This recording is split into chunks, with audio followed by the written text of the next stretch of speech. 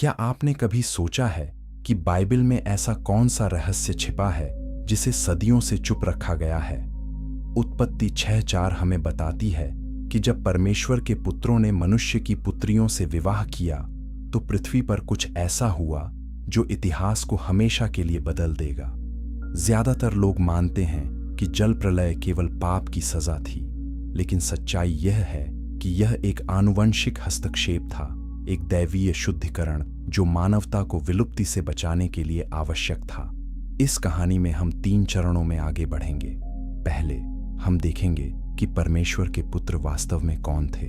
फिर हम समझेंगे कि उनके कार्यों ने पृथ्वी को कैसे भ्रष्ट किया, और अंत में हम पता लगाएंगे कि जल प्रलय क्यों अपरिहार्य था। और जब हम इस पहली परत को समझ लेंगे तो असली कहानी शुरू होती है। उत्पत्ति 6:1 से 4 बाइबल के सबसे विवादास्पद अंशों में से एक है। यह केवल 4 आयतें हैं, लेकिन इनमें ऐसी जानकारी छिपी है जो पूरी मानव सभ्यता की उत्पत्ति पर सवाल उठाती है। पवित्र शास्त्र कहता है कि जब मनुष्य पृथ्वी पर बढ़ने लगे और उनके यहाँ पुत्रियां उत्पन्न हुईं, तब परमेश्वर के पुत्रों ने मनुष्य की पुत्रियों को देखा कि वे सुंदर हैं, और उन्होंने उनमें से जिसे चाहा उससे विवाह कर लिया। प्रभु ने कहा, मेरा आत्मा मनुष्य के साथ सदा तर्क करता न रहेगा, क्योंकि मनुष्य भी शरीर ही है और उसकी आयु 120 वर्ष की होगी। उन दिनों पृथ्वी पर नेफिलिम रहते थे, और उसके बाद भी जब परमेश्वर के पुत्रों ने मनुष्य की पुत्रियों के पास जाकर उनसे संतान उत्पन्न की। ये वही शूरवीर हैं जो प्राचीन काल में नामी पुरुष थे। यह अंश इतना रहस्यमय क्यों है? क्योंकि यह एक ऐसे युग की बात करता है जब स्वर्गीय प्राणी और मनुष्य के बीच की सीमा टूट गई थी। यह एक ऐसा समय था जब 2 अलग-अलग दुनियाओं के प्राणी एक साथ आए और एक संकर जाति का निर्माण किया, और यह मिश्रण इतना खतरनाक था कि परमेश्वर को पूरी पृथ्वी को पानी से ढकना पड़ा। लेकिन इस कहानी की गहराई को समझने के लिए हमें पहले यह जानना होगा कि परमेश्वर के पुत्र वास्तव में कौन थे। क्या ये सामान्य मनुष्य थे? क्या ये धार्मिक लोग थे? या फिर ये कुछ और थे, कुछ ऐसा जो हमारी समझ से परे है? बहुत से धर्मशास्त्री और विद्वान इस प्रश्न पर सदियों से बहस करते आ रहे हैं। कुछ का मानना है कि ये शेत की संतान थे, धर्मी लोग जिन्होंने कैन की बेटियों से शादी की। लेकिन यह व्याख्या हिब्रू भाषा के मूल पाठ के साथ मेल नहीं खाती। हिब्रू में बेने एलोहिम शब्द का उपयोग किया गया है, जिसका अर्थ है परमेश्वर के पुत्र, और पुराने नियम में यह शब्द हमेशा स्वर्गदूतों या स्वर्गीय प्राणियों के लिए उपयोग किया जाता है। अय्यूब 1:6 में हम पढ़ते हैं कि परमेश्वर के पुत्र प्रभु के सामने उपस्थित हुए और शैतान भी उनके बीच आया। यहां स्पष्ट है कि ये मनुष्य नहीं बल्कि आत्मिक प्राणी हैं। तो यदि परमेश्वर के पुत्र स्वर्गदूत थे तो प्रश्न उठता है, क्या स्वर्गदूत मनुष्यों से विवाह कर सकते हैं? क्या वे भौतिक शरीर धारण कर सकते हैं? प्राचीन ग्रंथ, विशेष रूप से हनोक की पुस्तक, इस प्रश्न का उत्तर देती है। यह अपोक्रिफल पुस्तक, जो इथियोपियाई रूढ़िवादी चर्च में पवित्र मानी जाती है, हमें बताती है कि 200 स्वर्गदूतों ने स्वर्ग छोड़ने और पृथ्वी पर मनुष्यों के साथ रहने का निर्णय लिया। इन स्वर्गदूतों को दृष्टा कहा जाता था, क्योंकि उनका कार्य मानवता को देखना और उसकी रक्षा करना था। लेकिन वे अपनी जिम्मेदारी से भटक गए। उन्होंने मनुष्य की पुत्रियों को देखा और उनकी सुंदरता से मोहित हो गए। हनोक की पुस्तक में लिखा है कि इन दृष्टाओं ने हर्मोन पर्वत पर एक शपथ ली। उन्होंने एक दूसरे से वादा किया कि वे सभी इस योजना में शामिल होंगे और कोई भी पीछे नहीं हटेगा। यह एक सुनियोजित विद्रोह था, एक षड्यंत्र जो स्वर्ग के खिलाफ था। उनके नेता का नाम शेमिहाजा था, और उसके साथ 19 अन्य प्रमुख स्वर्गदूत थे, जिनमें अजाजेल, अराकिबा, रामियल और कोकाबियल शामिल थे। इन स्वर्गदूतों ने न केवल मनुष्यों से विवाह किया, बल्कि उन्हें निषिद्ध ज्ञान भी सिखाया। लेकिन यह ज्ञान आशीर्वाद नहीं, बल्कि एक अभिशाप साबित हुआ। जब आप इस कहानी को सुनते हैं तो एक सवाल उठता है, क्या यह सिर्फ एक मिथक है? क्या यह कल्पना है, या फिर इसमें कुछ सच्चाई है? पुरातत्व, पौराणिक कथाओं और धर्मशास्त्र के साक्ष्य हमें बताते हैं कि यह केवल कहानी नहीं है। यह एक ऐतिहासिक घटना है जो मानव सभ्यता के विकास को समझने के लिए महत्वपूर्ण है। और जब हम गहराई से देखते हैं तो हम पाते हैं कि यह कहानी न केवल अतीत के बारे में है, बल्कि वर्तमान और भविष्य के बारे में भी एक चेतावनी है। क्योंकि जो कुछ उत्पत्ति 6 में हुआ वह आज फिर से हो सकता है। और यदि हम इतिहास से नहीं सीखते तो हम उसी रास्ते पर चलने के लिए अभिशप्त हैं। तो आइए हम इस रहस्य को और गहराई से समझें। आइए हम उन प्राणियों के बारे में जानें जिन्होंने स्वर्ग छोड़ दिया। आइए हम उस संकर जाति के बारे में जानें जो पृथ्वी पर उत्पन्न हुई। और आइए हम समझें कि क्यों परमेश्वर को पूरी दुनिया को नष्ट करने के लिए मजबूर होना पड़ा।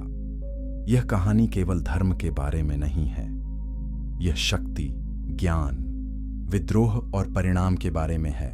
और यह हमें सिखाती है कि जब मनुष्य और स्वर्गदूत अपनी सीमाओं को तोड़ते हैं तो क्या होता है। चैप्टर 2, बेने एलोहिम, स्वर्गदूत या मनुष्य। बाइबिल की व्याख्या में सबसे बड़ा सवाल यह है, परमेश्वर के पुत्र कौन थे? यह प्रश्न सदियों से धर्मशास्त्रियों को परेशान करता रहा है। 2 मुख्य व्याख्याएं हैं। पहली व्याख्या कहती है कि ये शेत की संतान थे, जो आदम के तीसरे पुत्र थे। शेत की वंशावली को धर्मी माना जाता था, जबकि कैन की वंशावली को दुष्ट माना जाता था। इस दृष्टिकोण के अनुसार उत्पत्ति 6 में जो हुआ वह यह था कि धर्मी लोगों ने दुष्ट लोगों से विवाह किया और इससे नैतिक भ्रष्टाचार फैल गया। लेकिन यह व्याख्या कई समस्याओं का सामना करती है। सबसे पहली समस्या यह है कि हिब्रू भाषा में बेने एलोहिम शब्द का उपयोग पुराने नियम में केवल स्वर्गीय प्राणियों के लिए किया गया है। अय्यूब 1:6, अय्यूब 2:1, अय्यूब 38:7 और भजन संहिता 29:1 में यह शब्द स्वर्गदूतों या स्वर्गीय परिषद के सदस्यों के लिए उपयोग किया गया है। यदि मूसा, जो उत्पत्ति के लेखक हैं, मनुष्यों की बात कर रहे होते तो वे बेने आदम यानी आदम के पुत्र शब्द का उपयोग करते। लेकिन उन्होंने जानबूझकर बेने एलोहिम शब्द का चयन किया, जो स्पष्ट रूप से दिव्य प्राणियों की ओर इशारा करता है। दूसरी समस्या यह है कि यदि ये केवल मनुष्य थे तो नेफिलिम कैसे पैदा हुए? पवित्र शास्त्र कहता है कि जब परमेश्वर के पुत्रों ने मनुष्य की पुत्रियों से संतान उत्पन्न की तो उनके बच्चे गिबोरीम यानी शक्तिशाली योद्धा और प्रसिद्ध लोग थे। यदि यह केवल मानव विवाह था तो ऐसा क्या विशेष था जिसने इन बच्चों को असाधारण बना दिया? यदि एक धर्मी पुरुष एक दुष्ट महिला से विवाह करता है तो संतान बस एक सामान्य इंसान होगी। लेकिन यहां कुछ अलग है। यहां एक आनुवंशिक परिवर्तन है, एक संकरण जो सामान्य मानव प्रजनन से संभव नहीं है। तीसरी समस्या यह है कि यदि यह केवल नैतिक भ्रष्टाचार की बात थी तो जल प्रलय की आवश्यकता क्यों थी? परमेश्वर लोगों को उनके पापों के लिए कई तरीकों से दंडित कर सकते थे, लेकिन जल प्रलय इतना चरम उपाय था कि इसने पूरी पृथ्वी को जलमग्न कर दिया। इसका मतलब है कि यह केवल नैतिक पाप नहीं था, बल्कि एक आनुवंशिक संकट था। मानवता की शुद्धता खतरे में थी और इसे बचाने के लिए परमेश्वर को दुनिया को रीसेट करना पड़ा। प्राचीन यहूदी और ईसाई विद्वान, जिन्होंने हिब्रू भाषा को अपनी मातृभाषा के रूप में बोला, इस बात से सहमत थे कि उत्पत्ति 6 में परमेश्वर के पुत्र स्वर्गदूत थे। जोसेफस, जो एक पहली सदी का यहूदी इतिहासकार था, ने लिखा कि ये स्वर्गदूत थे जो मनुष्यों के साथ संबंध बनाने के लिए स्वर्ग से उतरे। फिलो, एक अन्य यहूदी विद्वान, ने भी इसी दृष्टिकोण का समर्थन किया। प्रारंभिक चर्च फादर जैसे जस्टिन मार्टियर, इरेनियस और टर्टुलियन ने भी इस व्याख्या को स्वीकार किया। लेकिन 4वीं शताब्दी में ऑगस्टाइन नामक एक प्रभावशाली धर्मशास्त्री ने इस व्याख्या को चुनौती दी। उन्होंने तर्क दिया कि स्वर्गदूत भौतिक शरीर नहीं ले सकते और मनुष्यों से विवाह नहीं कर सकते। इसीलिए उन्होंने कहा कि परमेश्वर के पुत्र शेत की संतान होनी चाहिए। इस दृष्टिकोण ने धीरे धीरे चर्च में लोकप्रियता प्राप्त की और आज भी कई लोग इसी व्याख्या का पालन करते हैं। लेकिन यह व्याख्या पवित्र शास्त्र के शाब्दिक अर्थ के साथ मेल नहीं खाती। यदि हम ईमानदारी से पवित्र शास्त्र को पढ़ें तो हमें स्वीकार करना होगा कि परमेश्वर के पुत्र स्वर्गीय प्राणी थे। यह एक असुविधाजनक सत्य है क्योंकि यह हमारी समझ को चुनौती देता है। यह हमें बताता है कि आत्मिक दुनिया वास्तविक है और वह हमारी भौतिक दुनिया के साथ बातचीत कर सकती है। यह हमें बताता है कि स्वर्गदूत केवल अच्छे प्राणी नहीं हैं जो हमेशा परमेश्वर की आज्ञा का पालन करते हैं। कुछ स्वर्गदूतों ने विद्रोह किया और उनके कार्यों ने पूरी मानवता को प्रभावित किया। यहूदा 1:6 हमें बताता है कि जिन स्वर्गदूतों ने अपनी उचित स्थिति को नहीं रखा बल्कि अपने उचित निवास को छोड़ दिया, उन्हें परमेश्वर ने सदा की जंजीरों में अंधकार में बड़े दिन के न्याय के लिए रखा है। यह आयत सीधे उत्पत्ति 6 की घटनाओं की ओर इशारा करती है। इन स्वर्गदूतों ने अपनी सीमा को पार किया। उन्होंने वह किया जो उन्हें नहीं करना चाहिए था और उनके कार्यों के परिणाम विनाशकारी थे। 2 पतरस 2:4 भी इसी घटना का उल्लेख करता है। यह कहता है कि परमेश्वर ने उन स्वर्गदूतों को नहीं छोड़ा जिन्होंने पाप किया, बल्कि उन्हें नरक में डालकर अंधकार की जंजीरों में बांध दिया और न्याय के लिए रखा। यह आयत भी स्पष्ट रूप से बताती है कि कुछ स्वर्गदूतों ने पाप किया और उनकी सजा भयानक थी। वे अब स्वतंत्र नहीं हैं बल्कि कैद में हैं, अंतिम न्याय का इंतजार कर रहे हैं। तो जब हम सभी साक्ष्यों को एक साथ रखते हैं, हिब्रू भाषा, प्राचीन यहूदी और ईसाई विद्वानों की गवाही, नए नियम के संदर्भ और हनोक की पुस्तक का विवरण, तो निष्कर्ष स्पष्ट है। परमेश्वर के पुत्र स्वर्गदूत थे जिन्होंने स्वर्ग छोड़ने, भौतिक शरीर धारण करने और मनुष्य की पुत्रियों के साथ संबंध बनाने का फैसला किया। यह एक विद्रोह था, एक ब्रह्मांडीय पाप जिसने सृष्टि की व्यवस्था को तोड़ दिया और इसके परिणाम इतने गंभीर थे कि परमेश्वर को हस्तक्षेप करना पड़ा। लेकिन उनके इस मिलन से क्या उत्पन्न हुआ?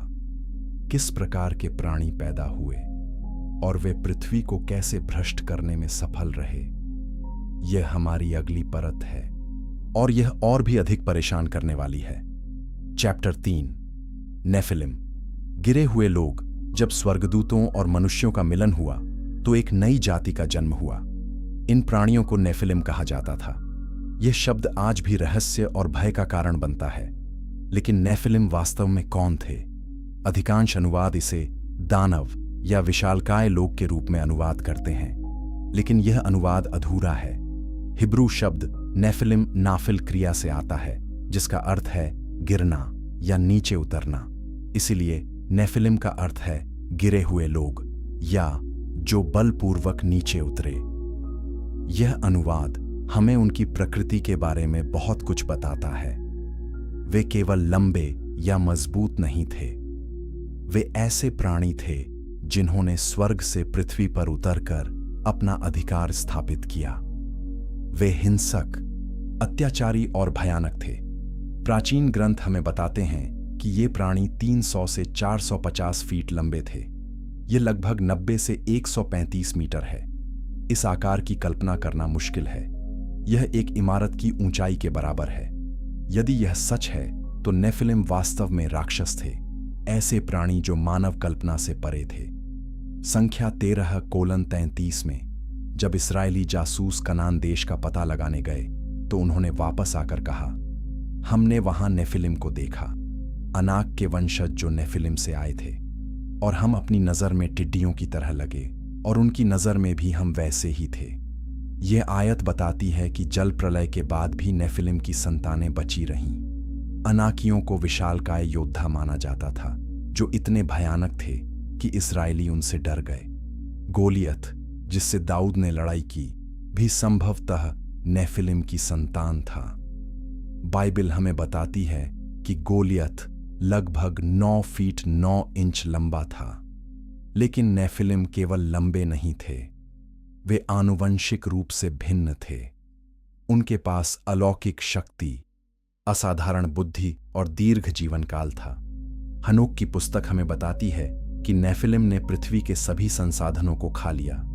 वे इतने भूखे थे कि उन्होंने सभी फसलों, सभी जानवरों और यहां तक कि मनुष्यों को भी खा लिया।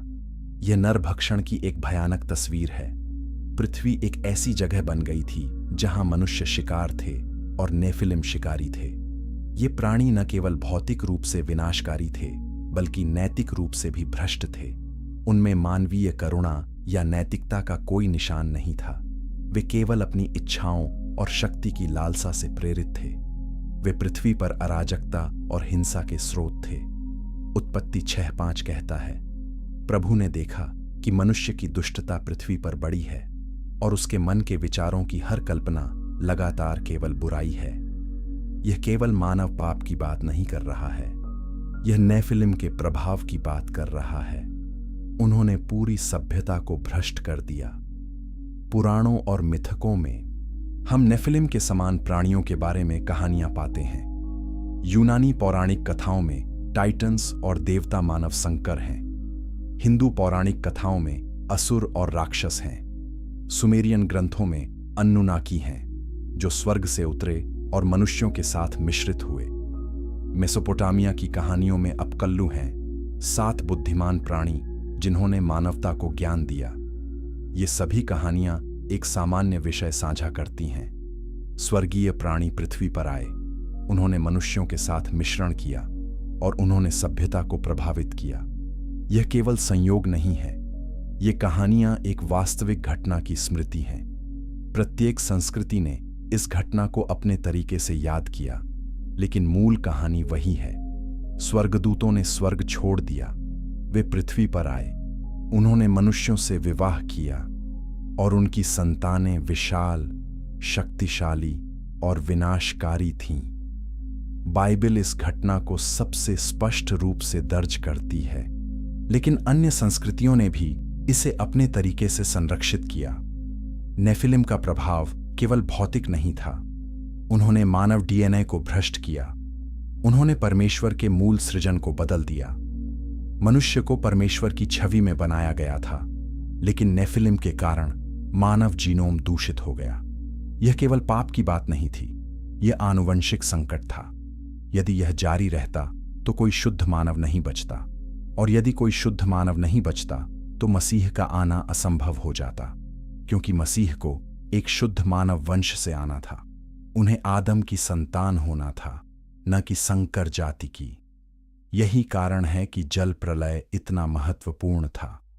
यह केवल पाप की सजा नहीं थी, यह एक आनुवंशिक शुद्धिकरण था। परमेश्वर को मानवता को बचाना था, और इसके लिए उन्हें भ्रष्ट वंशों को नष्ट करना पड़ा। नूह को बचाया गया क्योंकि वह अपनी पीढ़ियों में सिद्ध था।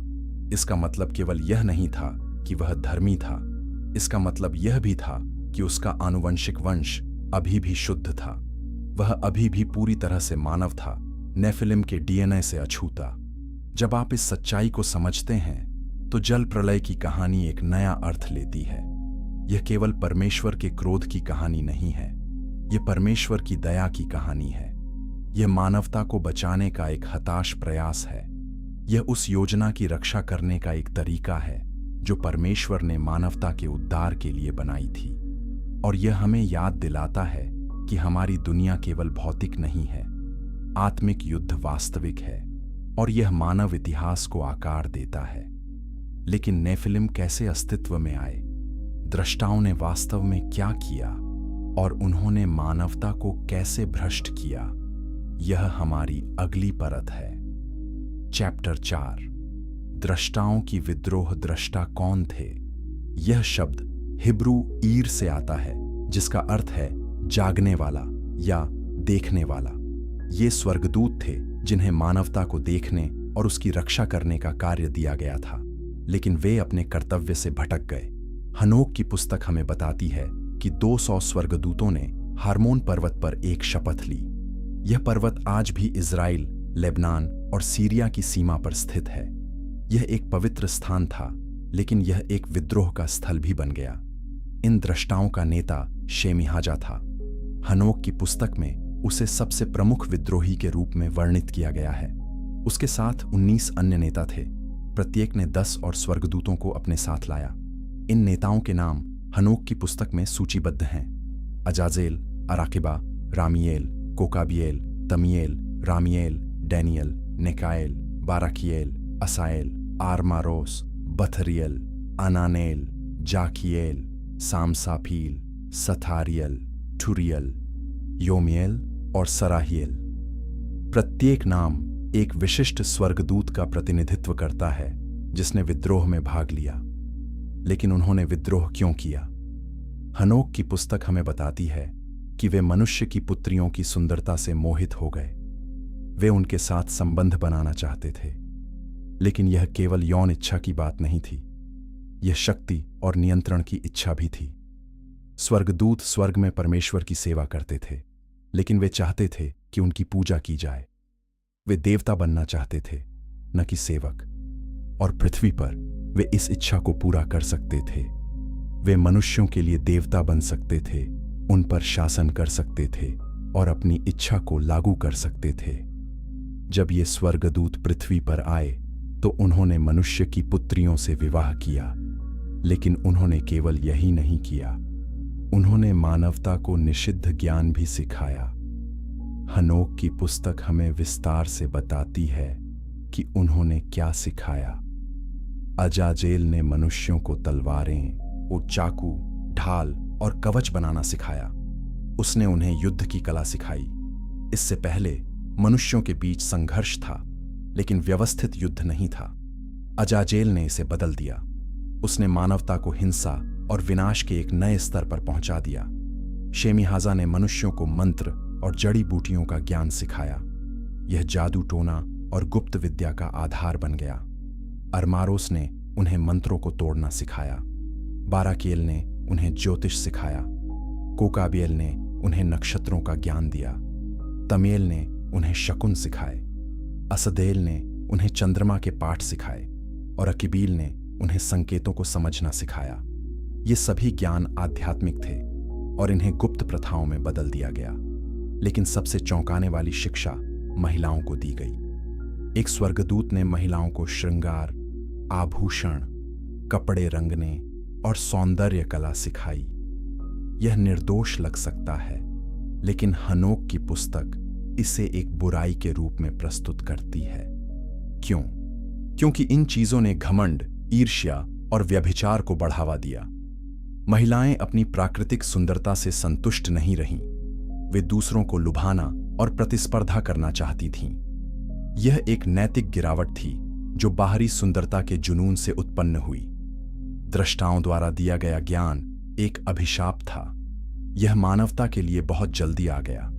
परमेश्वर ने मनुष्यों को धीरे धीरे विकसित होने के लिए बनाया था, अनुभव से सीखने के लिए और समय के साथ ज्ञान प्राप्त करने के लिए। लेकिन दृष्टाओं ने इस प्रक्रिया को तेज कर दिया। उन्होंने मनुष्यों को ऐसा ज्ञान दिया जो वे संभाल नहीं सकते थे, और इसके परिणाम विनाशकारी थे। मनुष्यों ने इस ज्ञान का उपयोग एक दूसरे को मारने, दूसरों पर अत्याचार करने और अंधेरी शक्तियों को पूजने के लिए किया। हनोक की पुस्तक कहती है कि परमेश्वर ने पृथ्वी की पुकार सुनी। मनुष्य रो रहे थे, दुखी थे और पीड़ित थे। नेफिलिम ने उन्हें खा लिया, दृष्टाओं ने उन्हें भ्रष्ट कर दिया और पृथ्वी हिंसा से भर गई थी। तब परमेश्वर ने महादूतों को बुलाया, माइकल, गैब्रियल, राफेल और यूरियल। उन्होंने उन्हें दृष्टाओं को दंडित करने का आदेश दिया। गैब्रियल को शेमिहाजा की संतानों को नष्ट करने के लिए भेजा गया। राफेल को अजाजेल को बांधने और उसे रेगिस्तान में एक अंधेरी गुफा में फेंकने के लिए भेजा गया, और माइकल को अन्य दृष्टाओं को बांधने और उन्हें न्याय के दिन तक कैद में रखने के लिए भेजा गया। लेकिन यह पर्याप्त नहीं था। नेफिलिम अभी भी जीवित थे और मानवता अभी भी भ्रष्ट थी। इसलिए परमेश्वर ने जल प्रलय भेजने का फैसला किया। हनोक की पुस्तक हमें बताती है कि परमेश्वर ने नूह को चेतावनी दी और उसे एक जहाज बनाने के लिए कहा, और फिर जब जहाज तैयार था तो परमेश्वर ने पृथ्वी पर पानी बरसाया। यह केवल बारिश नहीं थी, भूमिगत जल के स्रोत फट गए समुद्र उठे और पूरी पृथ्वी जलमग्न हो गई। यह एक वैश्विक प्रलय था, एक रीसेट, एक नई शुरुआत। लेकिन इस जल प्रलय का वास्तविक उद्देश्य क्या था? क्या यह केवल नैतिक पाप को दंडित करना था या कुछ और गहरा था? यह हमारी अगली परत है और यह सबसे महत्वपूर्ण है। चैप्टर 5, निषिद्ध ज्ञान का अभिशाप। निषिद्ध ज्ञान, यह वाक्यांश रहस्य और खतरे की भावना पैदा करता है। लेकिन निषिद्ध ज्ञान वास्तव में क्या है? क्या ज्ञान कभी बुरा हो सकता है? क्या सीखना और समझना हमेशा अच्छा नहीं होता? बाइबल हमें बताती है कि हाँ, कुछ ज्ञान निषिद्ध है। यह वह ज्ञान है जो मनुष्य को परमेश्वर के स्थान पर रखता है। यह वह ज्ञान है जो मनुष्य को अनंत जीवन, असीमित शक्ति और दैवीय स्थिति का वादा करता है। और यह वह ज्ञान है जो हमेशा विनाश की ओर ले जाता है। उत्पत्ति 3 में हम देखते हैं कि सर्प हव्वा को प्रलोभन देता है। वह कहता है, तुम निश्चित रूप से नहीं मरोगे, क्योंकि परमेश्वर जानता है कि जिस दिन तुम इसे खाओगे तुम्हारी आंखें खुल जाएंगी और तुम परमेश्वर की तरह हो जाओगे, भले और बुरे को जानते हुए। यह निषिद्ध ज्ञान का पहला उदाहरण है। सर्प हव्वा को वादा करता है कि यदि वह फल खाती है तो वह परमेश्वर की तरह बन जाएगी। यह ज्ञान नहीं है जो परमेश्वर चाहता है कि मनुष्य के पास हो।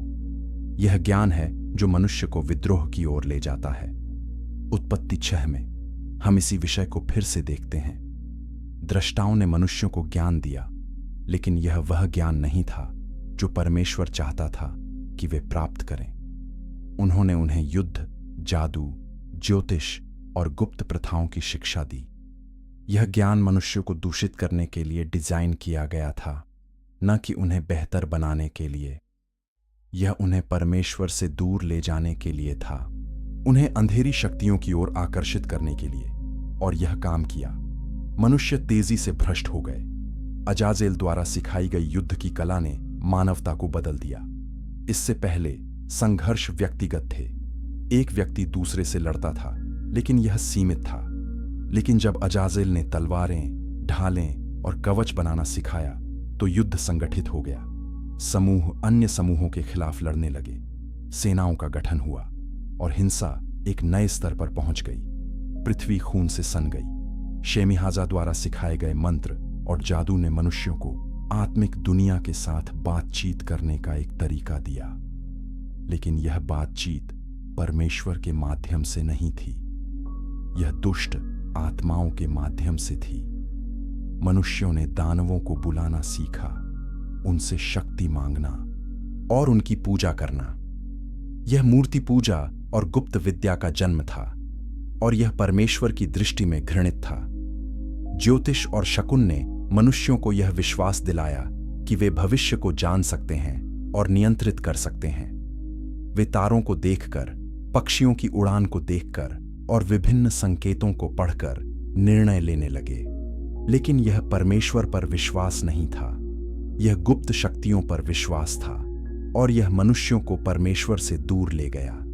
महिलाओं को सिखाए गए सौंदर्य कला और श्रृंगार ने घमंड और व्यभिचार को बढ़ावा दिया। महिलाएं अपने पतियों के लिए खुद को सजाने के बजाय अन्य पुरुषों को लुभाने के लिए खुद को सजाने लगीं। यह पारिवारिक संरचना को तोड़ दिया। विवाह की पवित्रता खो गई और समाज अराजकता में गिर गया। लेकिन सबसे खतरनाक ज्ञान वह था जो आनुवंशिक हेरफेर से संबंधित था।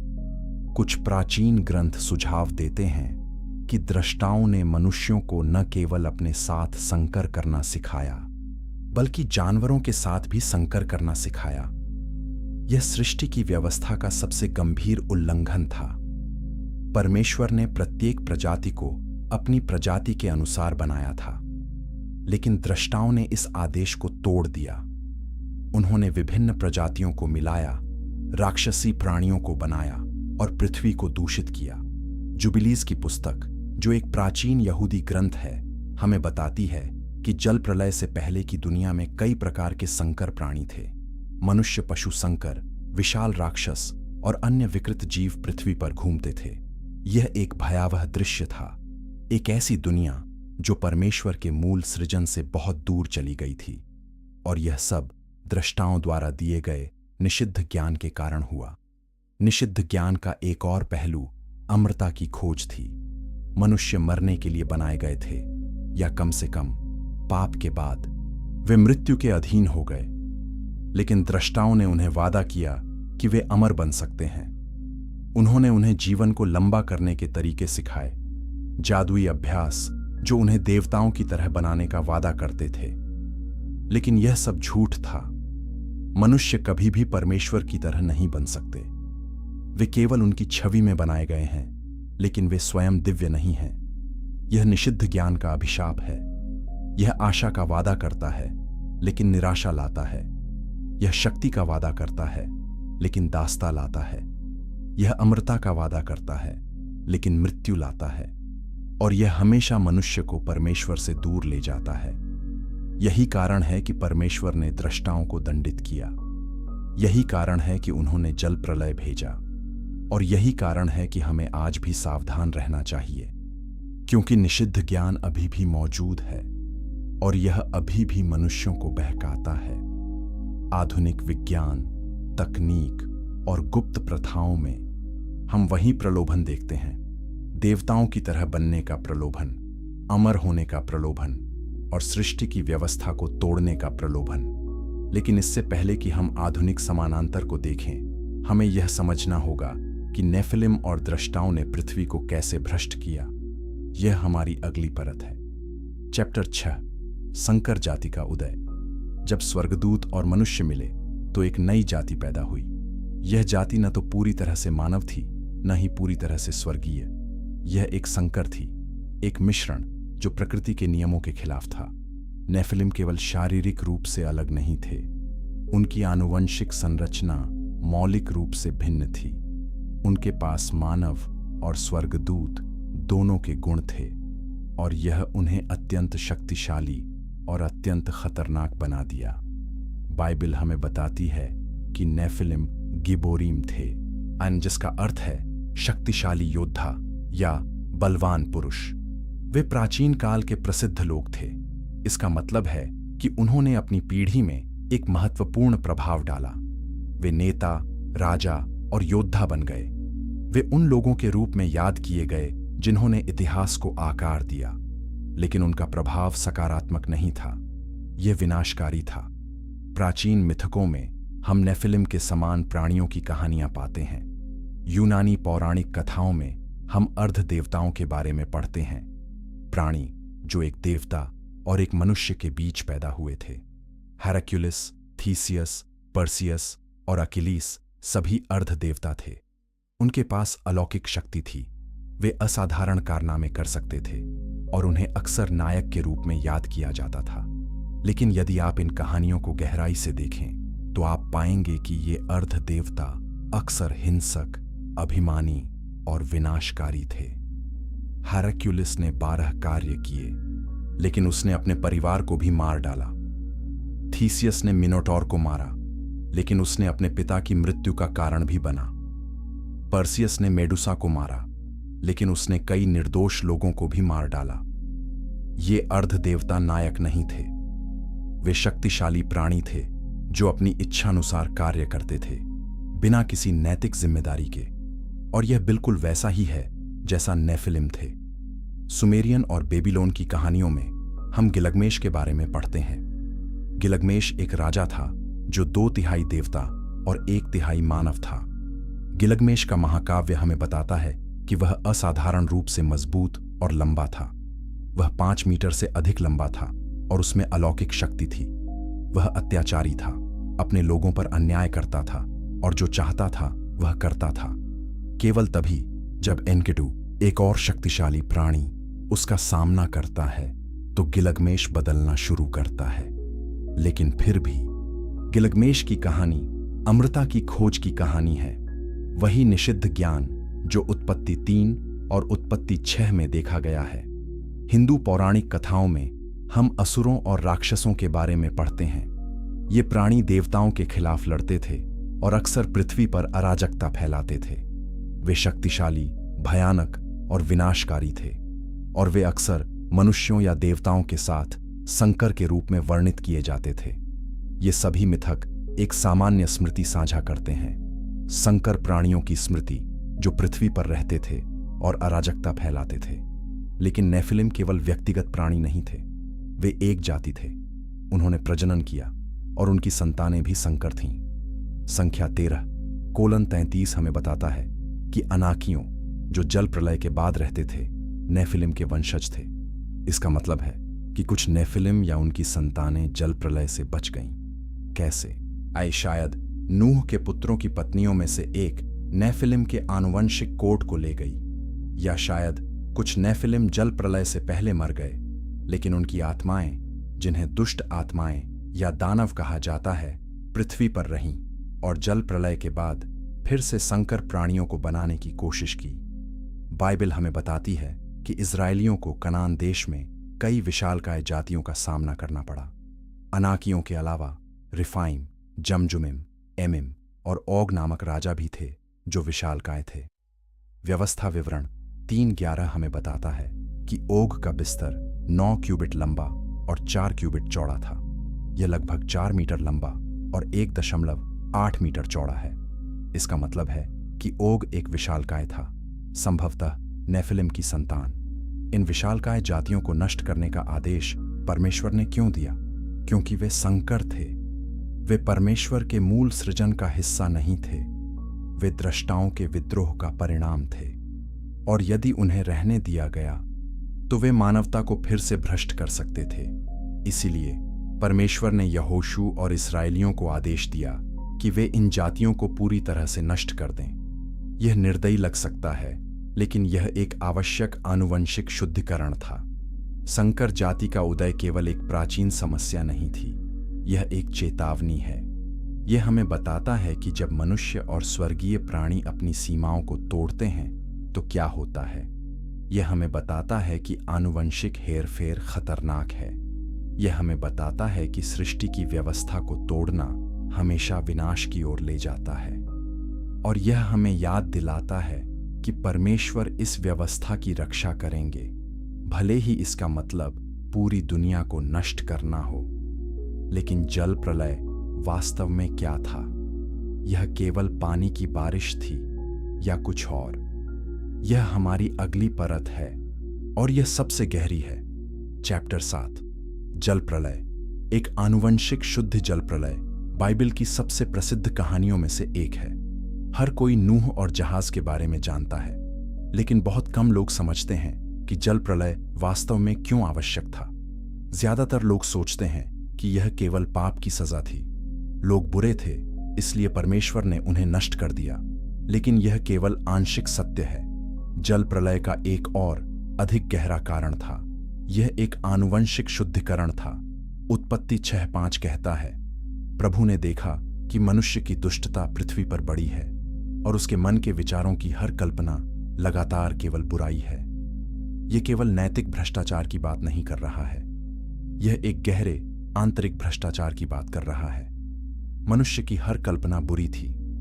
यह इतना व्यापक था कि कोई सुधार संभव नहीं था। उत्पत्ति 6:11 से 12 कहता है, पृथ्वी परमेश्वर की दृष्टि में भ्रष्ट हो गई थी और पृथ्वी हिंसा से भर गई थी, और परमेश्वर ने पृथ्वी को देखा और देखा वह भ्रष्ट है, क्योंकि सब प्राणी पृथ्वी पर अपने मार्ग को भ्रष्ट कर चुके थे। यहां भ्रष्ट शब्द हिब्रू में शाचत है, जिसका अर्थ है बिगड़ना, नष्ट होना या आनुवंशिक रूप से दूषित होना। यह केवल नैतिक भ्रष्टाचार नहीं है, यह आनुवंशिक भ्रष्टाचार है। पृथ्वी के सभी प्राणी, मनुष्य और जानवर अपने आनुवंशिक मार्ग को भ्रष्ट कर चुके थे। इसका मतलब क्या है? इसका मतलब है कि द्रष्टाओं और नेफिलिम ने न केवल मनुष्यों को भ्रष्ट किया, बल्कि जानवरों को भी भ्रष्ट किया। उन्होंने आनुवंशिक हेरफेर किया, संकर प्राणियों को बनाया और पृथ्वी को ऐसे जीवों से भर दिया जो परमेश्वर के मूल सृजन का हिस्सा नहीं थे।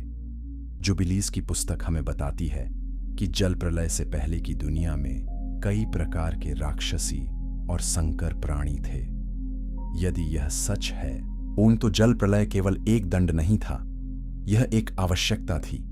यदि मानवता को बचाना था तो इन संकर वंशों को नष्ट करना आवश्यक था। यदि सृष्टि को बचाना था तो आनुवंशिक शुद्धता को बहाल करना आवश्यक था, और यदि मसीह को आना था तो एक शुद्ध मानव वंश को संरक्षित करना आवश्यक था।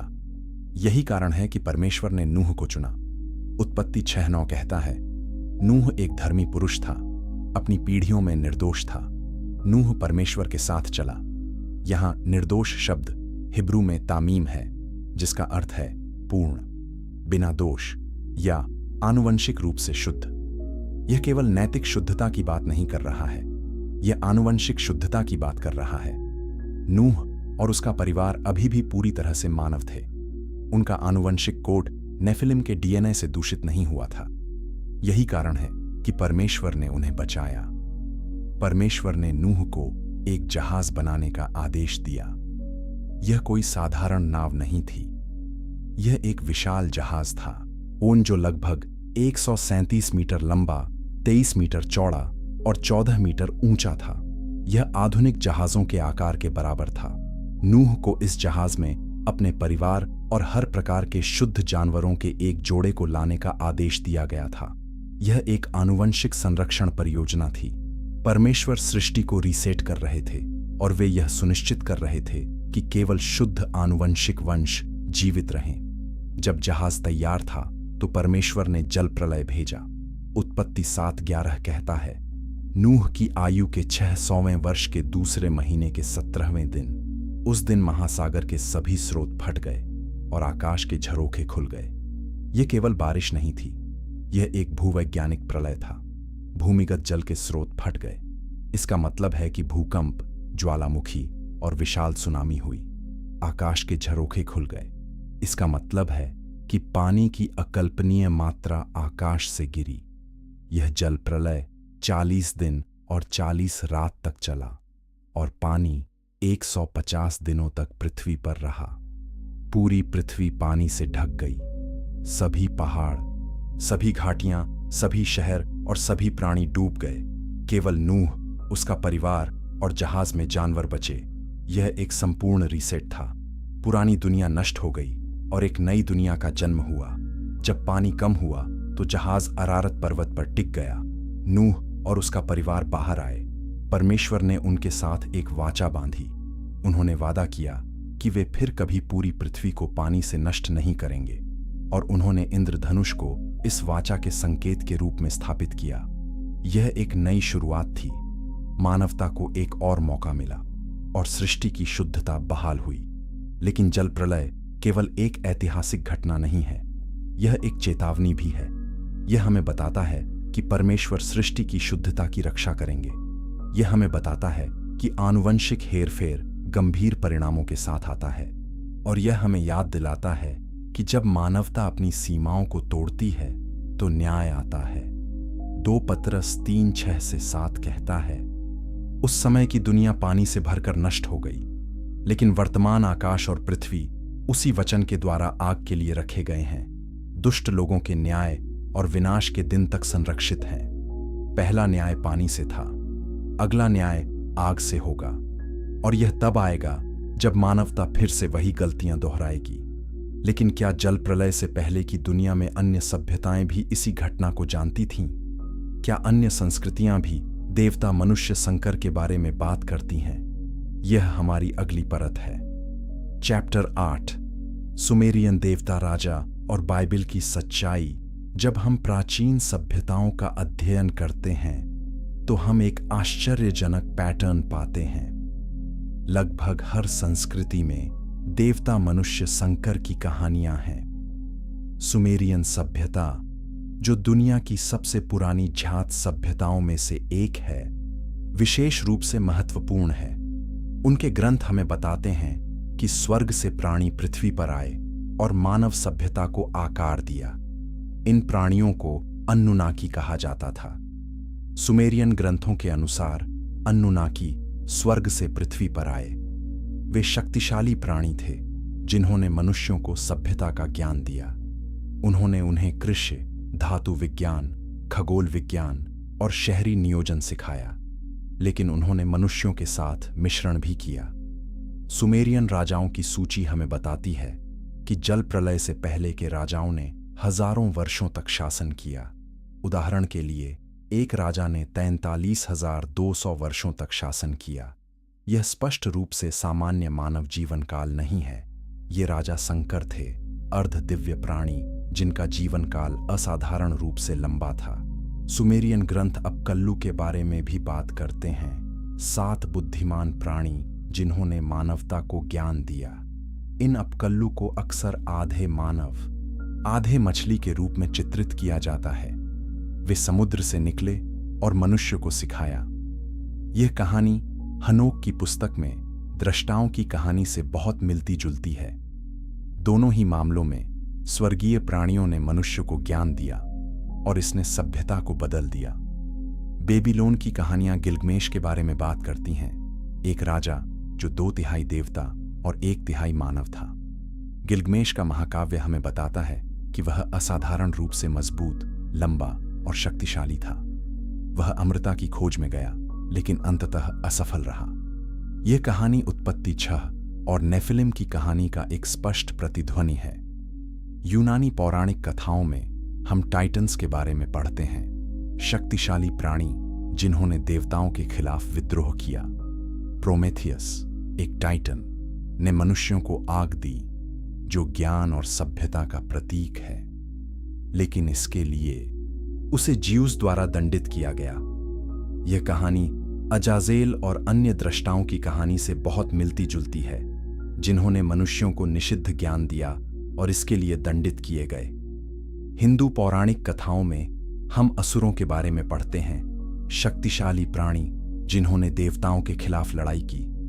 रावण रामायण में खलनायक एक विशालकाय और शक्तिशाली असुर था।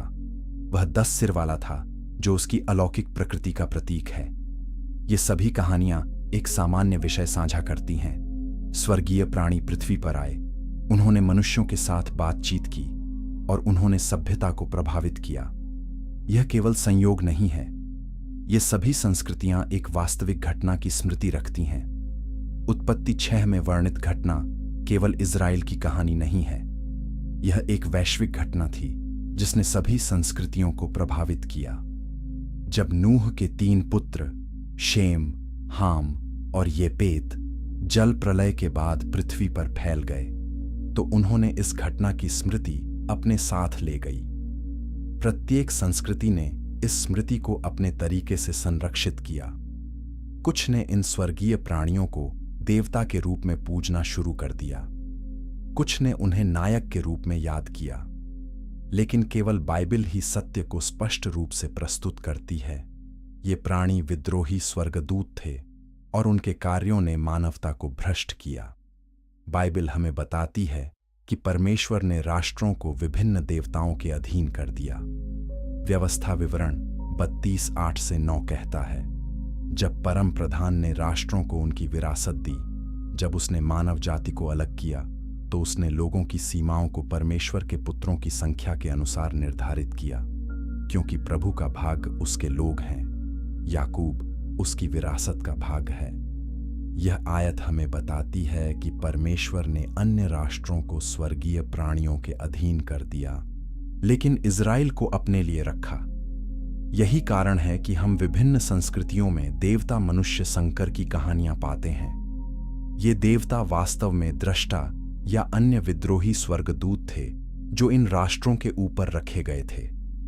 उन्होंने खुद को देवता के रूप में प्रस्तुत किया और मनुष्यों ने उनकी पूजा की, लेकिन वे सच्चे देवता नहीं थे।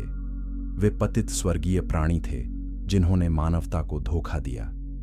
यह समझना महत्वपूर्ण है, क्योंकि यह हमें बताता है कि बाइबिल की कहानी अद्वितीय है।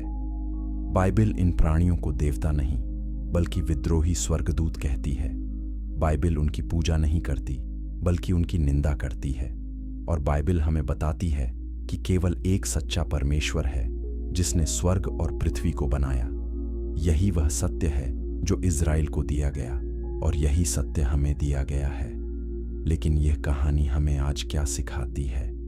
क्या हम आज भी वही गलतियां कर रहे हैं? यह हमारी अगली परत है।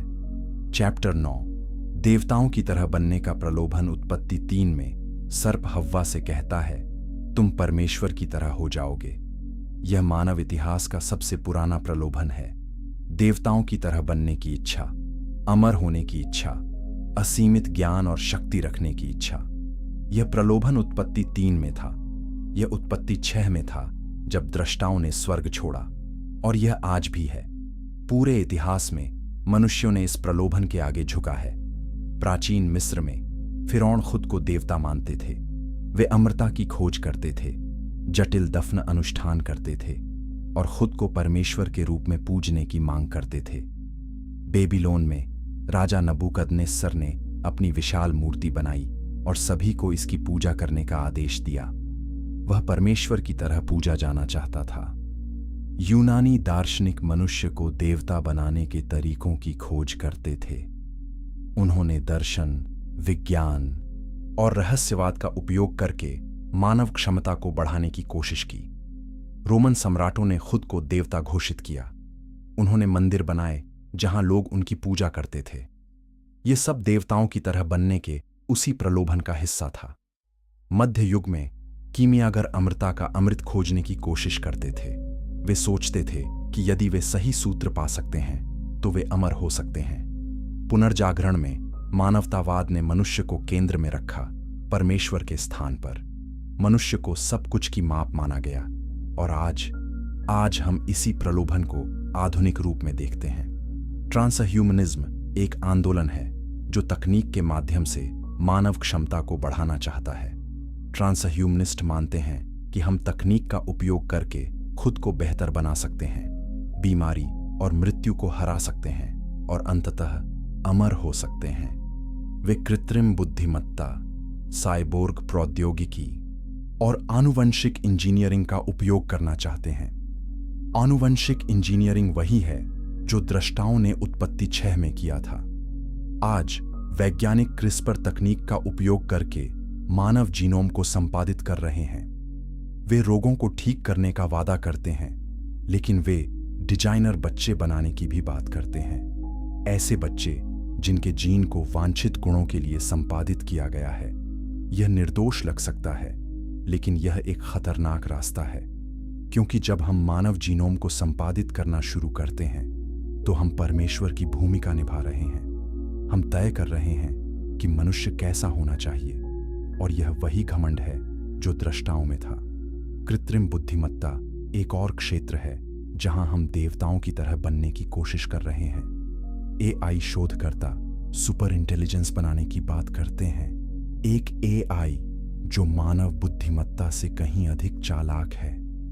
वे मानते हैं कि यह एआई सभी समस्याओं को हल कर सकती है, सभी प्रश्नों का उत्तर दे सकती है और मानवता को नई ऊंचाइयों पर ले जा सकती है। लेकिन वे यह भी मानते हैं कि यह एआई खतरनाक हो सकती है। यदि यह नियंत्रण से बाहर हो जाती है तो यह मानवता को नष्ट कर सकती है। यह दृष्टाओं द्वारा दिए गए निषिद्ध ज्ञान के समान है। यह शक्ति का वादा करता है, लेकिन खतरे के साथ आता है। यह हमें परमेश्वर की तरह बनने का वादा करता है, लेकिन हमें विनाश की ओर ले जा सकता है। अंतरिक्ष अन्वेषण और एलियंस की खोज भी इसी प्रलोभन का हिस्सा है। सेटी प्रोजेक्ट और अन्य संगठन बाहरी बुद्धिमान जीवन की खोज कर रहे हैं। वे मानते हैं कि यदि हम एलियंस से संपर्क कर सकते हैं तो वे हमें उन्नत ज्ञान और तकनीक दे सकते हैं। लेकिन क्या यह उत्पत्ति 6 की पुनरावृत्ति नहीं है? दृष्टा स्वर्ग से आए और मनुष्यों को ज्ञान दिया, और इससे भ्रष्टाचार और विनाश हुआ। यदि हम आज एलियंस से संपर्क करते हैं तो क्या वे वास्तव में सहायक होंगे, या वे वही पतित स्वर्गीय प्राणी होंगे एक नए रूप में? देवताओं की तरह बनने का प्रलोभन हमेशा एक झूठ रहा है। सर्प ने हव्वा से कहा, तुम निश्चित रूप से नहीं मरोगे, लेकिन वह मर गई। दृष्टाओं ने मनुष्यों से वादा किया कि वे शक्तिशाली बन जाएंगे, लेकिन इसके बजाय वे भ्रष्ट हो गए। आज ट्रांसह्यूमनिस्ट, एआई शोधकर्ता और आनुवंशिक इंजीनियर हमसे वादा करते हैं कि हम मृत्यु को हरा सकते हैं, बीमारी को खत्म कर सकते हैं और अलौकिक बन सकते हैं। लेकिन यह वही झूठ है, क्योंकि मनुष्य कभी भी परमेश्वर नहीं बन सकता। हम उनकी छवि में बनाए गए हैं, लेकिन हम स्वयं दिव्य नहीं हैं। बाइबल हमें चेतावनी देती है कि यह प्रलोभन हमेशा विनाश की ओर ले जाता है। यशायाह 14:12 से 15 हमें शैतान के पतन के बारे में बताता है। हे भोर के पुत्र, तू स्वर्ग से कैसे गिर गया, तू जो राष्ट्रों को कमजोर करता था, तू पृथ्वी पर कैसे काट डाला गया। तूने अपने मन में कहा, मैं स्वर्ग पर चढ़ूंगा, मैं अपने सिंहासन को परमेश्वर के तारों से ऊपर रखूंगा, मैं सभा के पर्वत पर बैठूंगा, मैं बादलों की ऊंचाइयों पर चढ़ूंगा, मैं परम प्रधान की तरह हो जाऊंगा। लेकिन तुझे कब्र में गड्ढे की गहराइयों में उतारा जाएगा। शैतान ने परमेश्वर की तरह बनने की कोशिश की और वह गिर गया। दृष्टाओं ने भी यही किया और वे दंडित किए गए। और यदि हम आज यही करते हैं तो हम भी उसी परिणाम का सामना करेंगे। चैप्टर 10, नूह की दुनिया। भ्रष्टाचार के बीच धार्मिकता। नूह एक असाधारण व्यक्ति था। वह एक ऐसी दुनिया में रहता था जो पूरी तरह से भ्रष्ट हो गई थी। चारों ओर हिंसा, दुष्टता और अराजकता थी। नेफिलिम पृथ्वी पर घूमते थे, मनुष्यों को खाते थे और आतंक फैलाते थे। द्रष्टाओं ने मानवता को निषिद्ध ज्ञान सिखाया था और लोग गुप्त प्रथाओं, युद्ध और व्यभिचार में लगे हुए थे। ऐसी दुनिया में धार्मिकता लगभग विलुप्त हो गई थी। लेकिन नूह अलग था। उत्पत्ति 6:9 कहता है, नूह एक धर्मी पुरुष था, अपनी पीढ़ियों में निर्दोष था। नूह परमेश्वर के साथ चला। यह केवल 3 वाक्यांश हैं, लेकिन वे बहुत कुछ बताते हैं। पहला, नूह धर्मी था। इसका मतलब है कि वह परमेश्वर के नियमों का पालन करता था। वह नैतिक रूप से शुद्ध था। दूसरा, वह अपनी पीढ़ियों में निर्दोष था। जैसा कि हमने पहले देखा, इसका मतलब है कि वह आनुवंशिक रूप से शुद्ध था। उसका वंश नेफिलिम के डीएनए से दूषित नहीं था। तीसरा, वह परमेश्वर के साथ चला। इसका मतलब है कि उसका परमेश्वर के साथ व्यक्तिगत संबंध था। वह केवल धार्मिक नहीं था, वह परमेश्वर को जानता था। एक भ्रष्ट दुनिया में धार्मिकता बनाए रखना अविश्वसनीय रूप से कठिन है। चारों ओर हर कोई दुष्टता में लगा हुआ था। नूह लगभग अकेला था। उसे उपहास, उत्पीड़न और शायद हिंसा का सामना करना पड़ा होगा। लेकिन वह डटा रहा। वह परमेश्वर के प्रति वफादार रहा।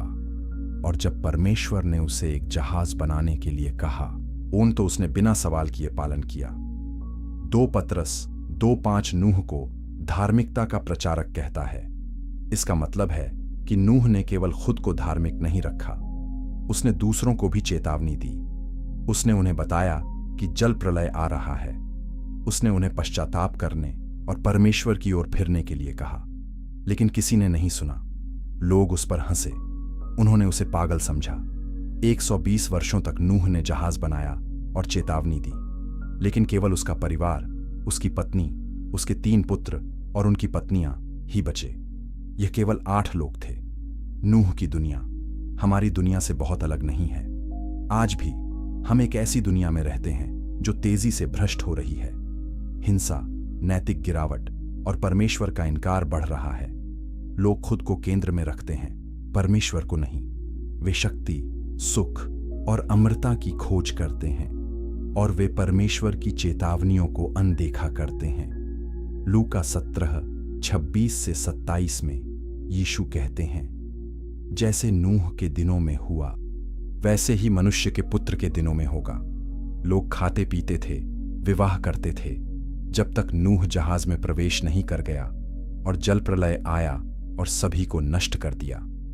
यीशु हमें बताते हैं कि उसके वापस आने से पहले दुनिया नूह के दिनों की तरह होगी। लोग सामान्य जीवन जी रहे होंगे, चेतावनियों को अनदेखा कर रहे होंगे और अचानक न्याय आएगा। नूह हमारे लिए एक मॉडल है। वह हमें दिखाता है कि भ्रष्ट दुनिया में कैसे जीना है। पहला, हमें धार्मिक रहना चाहिए। हमें परमेश्वर के नियमों का पालन करना चाहिए, भले ही हर कोई उनका उल्लंघन कर रहा हो। दूसरा, हमें शुद्ध रहना चाहिए। हमें दुनिया के भ्रष्टाचार से खुद को दूर रखना चाहिए। तीसरा, हमें परमेश्वर के साथ चलना चाहिए। हमें उनके साथ व्यक्तिगत संबंध बनाए रखना चाहिए। और चौथा, हमें दूसरों को चेतावनी देनी चाहिए। हमें उन्हें बताना चाहिए कि न्याय आ रहा है और वे कैसे बच सकते हैं। नूह की कहानी हमें आशा भी देती है।